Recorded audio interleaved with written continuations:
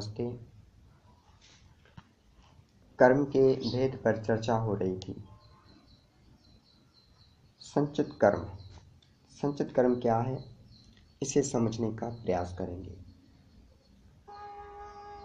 संचित कर्म वे हैं जिनसे मनुष्य को उसका शरीर, बुद्धि, परिवार और जाति मिलते हैं।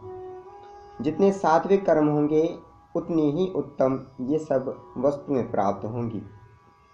महर्षि दयानंद ने अपने अमर ग्रंथ में मनुस्मृति के आधार पर इस बात को पूरे विस्तार के साथ कहा है। उन्होंने बताया है कि सात्विक कर्म करने से कौन से शरीर मिलते हैं, राजसिक कर्म करने से कौन कौन से शरीर मिलते और तामसिक कर्म करने से क्या क्या होता है।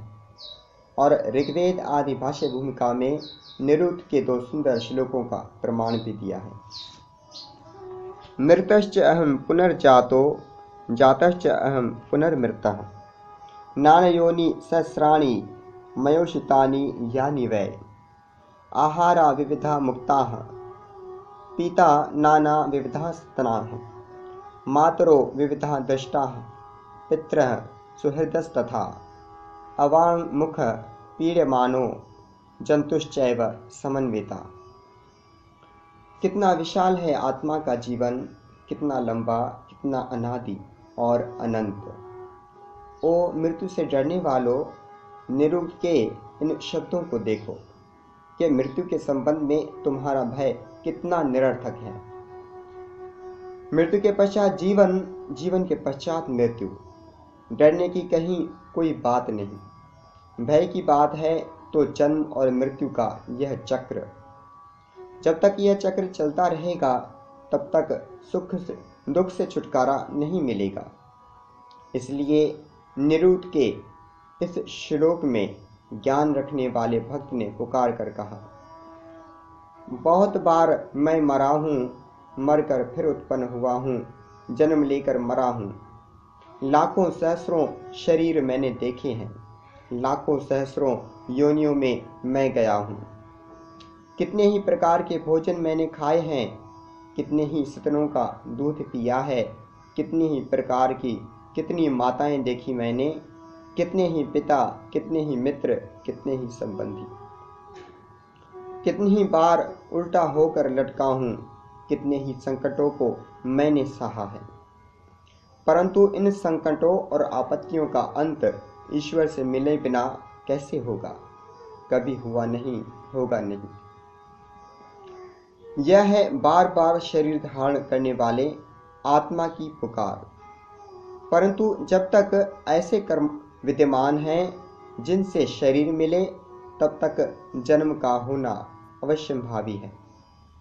इन संचित पहले किए हुए कर्मों के अनुसार ही शरीर मिलता है, परिवार मिलता है, बुद्धि मिलती है और अन्य वस्तुएं मिलती हैं।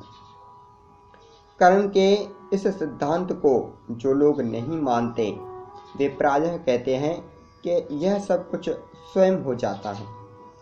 परंतु कैसे हो जाता है मेरे भाई? एक बालक जन्म से अंधा उत्पन्न हुआ। आप कहते हैं यह बात उसके माता पिता की भूल से हुई। परंतु यह भी तो सोचो कि इस बालक के समय माता पिता से भूल क्यों हुई? प्रत्येक बात के पीछे मनुष्य का अपना कर्म कार्य कर रहा है। एक व्यक्ति का बहुत प्यारा बच्चा था। एक सर्प ने उसे डस लिया, बच्चा मर गया। पिता दुख से व्याकुल हो उठा।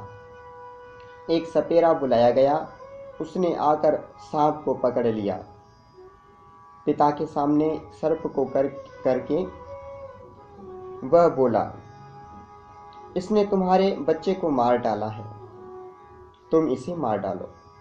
पिता ने सर्प की ओर देखते हुए कहा, इसे मारने से क्या मेरा बच्चा जी उठेगा?